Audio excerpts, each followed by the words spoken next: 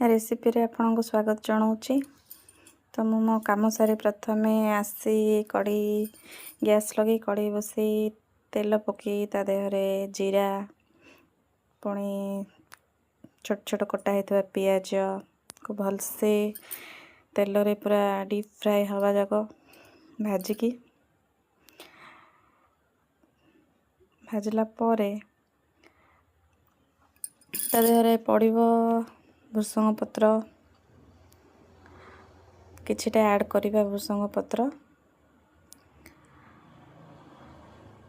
तो कलर देखंतु पियाजर कलर आस्ते आस्ते चेंज होची।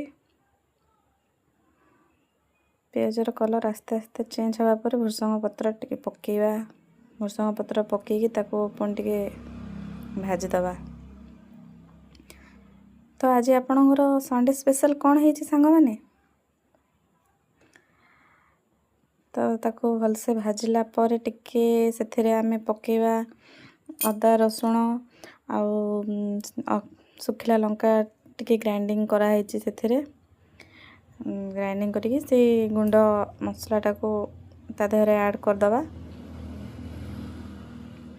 ऐड कर सारला परे आमे कोन करिबा जस्ट ताको मसला टाको कंचा स्मेल ता जिबा पर्यंत ताको टिके हल्का से आमे फ्राई कर दबा।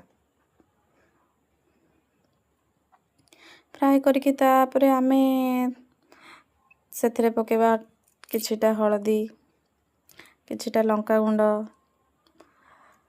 ऐड कर सारला परे सेथिरे पुणी मटन लिवर पकेइकी फ्राई करिकी ताको स्लो सिम रे बसई दबा।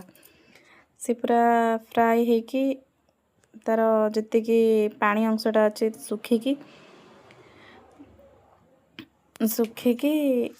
से पूरा फ्राई हो जिवो। तापरे ऑलमोस्ट आम मटन लिवर पाखापाखी खाइबा ପାଇଁ रेडी।